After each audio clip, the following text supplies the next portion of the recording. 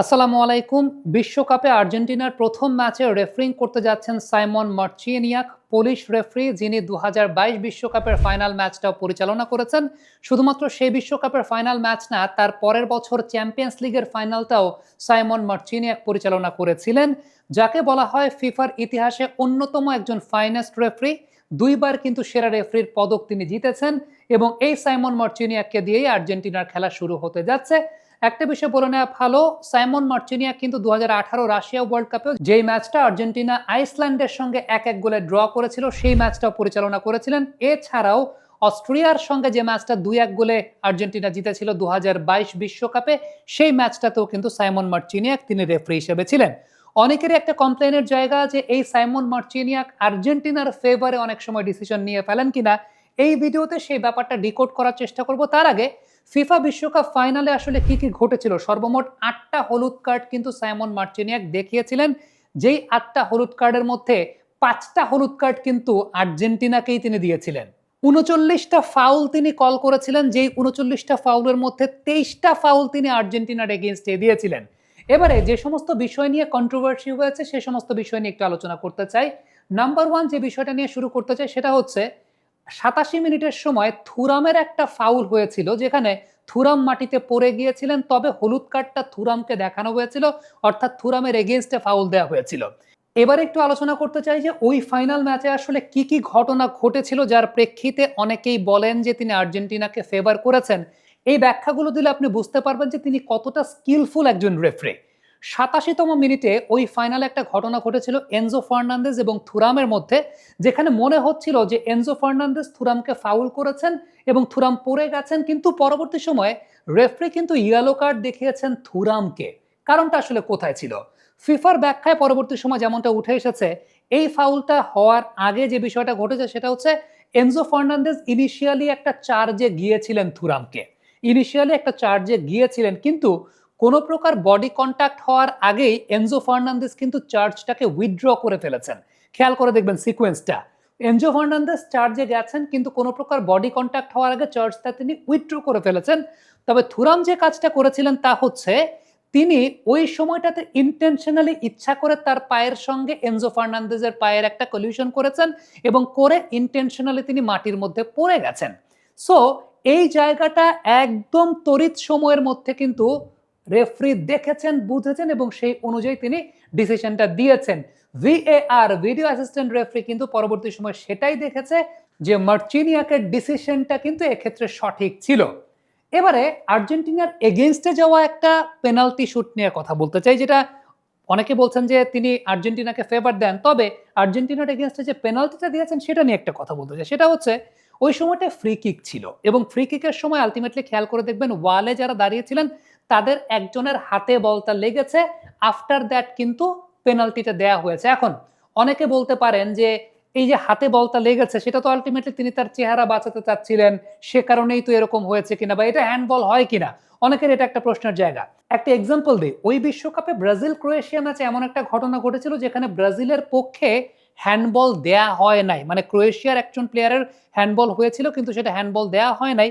কিন্তু আবার Argentina France ম্যাচে ফাইনাল ম্যাচটার সময় আর্জেন্টিনার এগেইনস্টে সেখানে হ্যান্ডবল দেওয়া হয়েছে। কারণটা বলি, নর্মালি হ্যান্ডবলের প্রোটোকলটা হচ্ছে আপনার যদি বডির কোনো স্বাভাবিক মুভমেন্টের সময় আপনার হাতে বলটা লাগে, সাপোজ আপনি লাফ দিচ্ছেন, এরকম আপনি তো লাফ দেওয়ার সময় তো আর এরকম করে লাফ দিবেন না, আপনি লাফ দেওয়ার সময় এইভাবেই তো লাফটা দিবেন।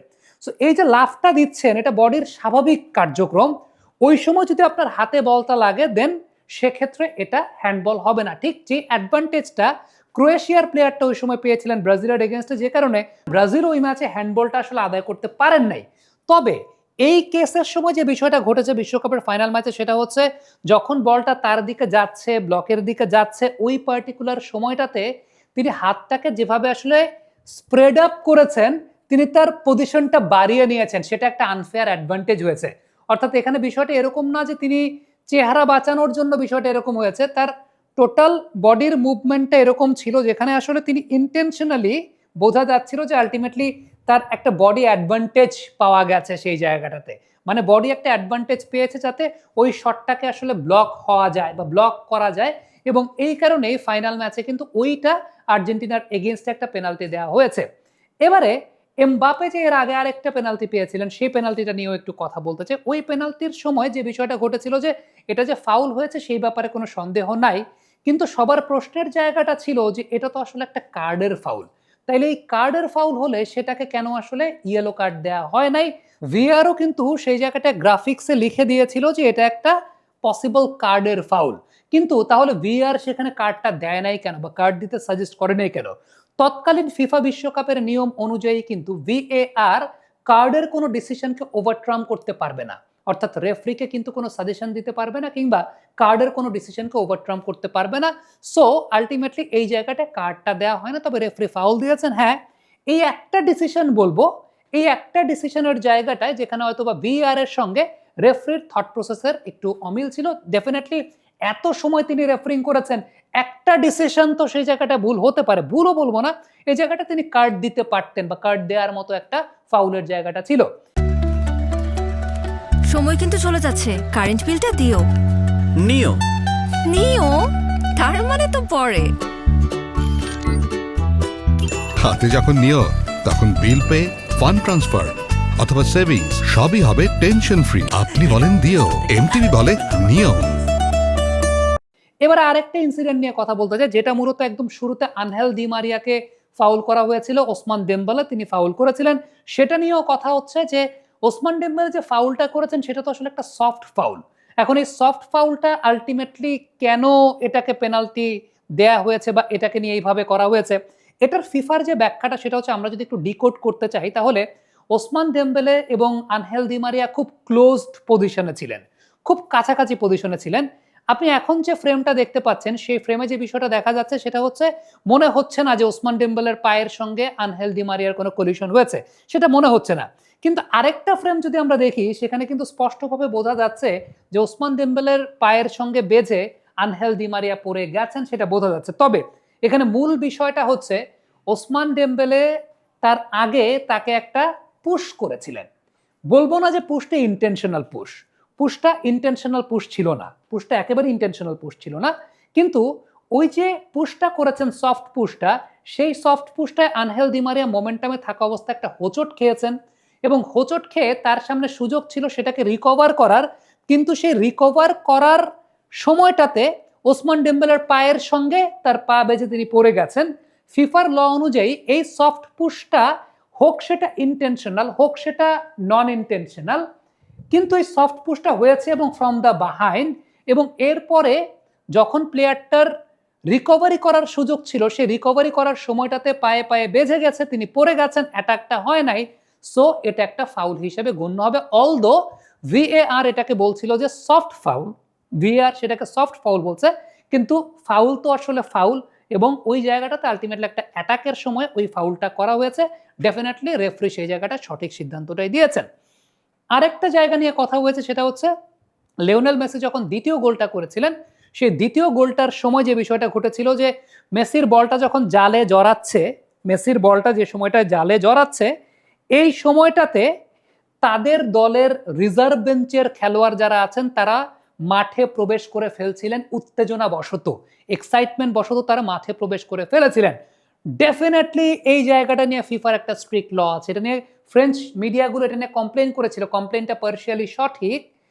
এখানে ফিফার আইনে যে বিষয়টা বলা আছে সেটা হচ্ছে যখন এরকম কোনো ঘটনা ঘটবে, কোনো একটা বল গোলের দিকে যাচ্ছে, ওই মুহূর্তে মাঠের ভেতর যদি অন্য কেউ প্রবেশ করে, সেটা কোনো রিজার্ভ বেঞ্চের খেলোয়াড় হতে পারেন, সেটা অন্য যে কেউ হতে পারে, ওই টিম সংশ্লিষ্ট রিজার্ভ বেঞ্চের খেলোয়াড় হতে পারে, টিম অফিসিয়াল হতে পারে, কেউ যদি অ্যাক্সিডেন্টালি হোক বা যে কোনোভাবে হোক তারা মাঠের পিচে প্রবেশ করেন, তাহলে রেফারির অ্যাটেনশনে বিষয়টা আসলে রেফারি কিন্তু সেটাকে গোল বাতিল করতে পারেন বা রেফারির কাছে সেই গোল বাতিল করার ওয়ে আছে।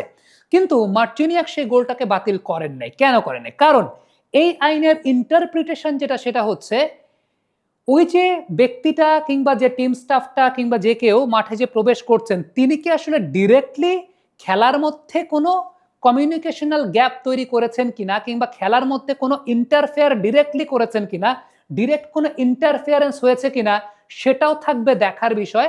অর্থাৎ এই জায়গাটায় বলটা ছিল পেনাল্টি এরিয়ার ভিতরে আর ডাগ আউটটা ছিল অন্যদিকে।